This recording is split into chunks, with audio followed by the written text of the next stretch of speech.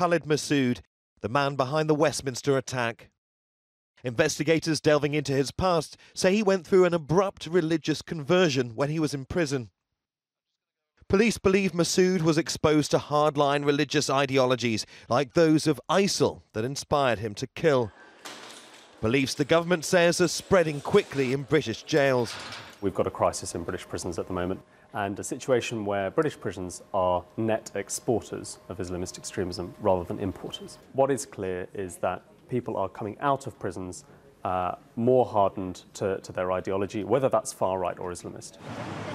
Police are particularly worried about people such as Anjem Choudhury. The former preacher inspired a number of people involved in attacks, including the 7/7 bombings in London in 2005. His 5-year sentence is largely in solitary confinement. Now the government wants to make sure people like Choudhury aren't able to recruit would-be attackers in prison. From Monday, the government says a 100-strong task force will begin tackling radicalisation behind bars. The special task force will focus its attention on jails like Belmarsh Prison here in East London. It has a high number of inmates that have been charged for terrorism or terrorism-related offences. They're currently allowed to mix freely with ordinary prisoners, but that could soon change.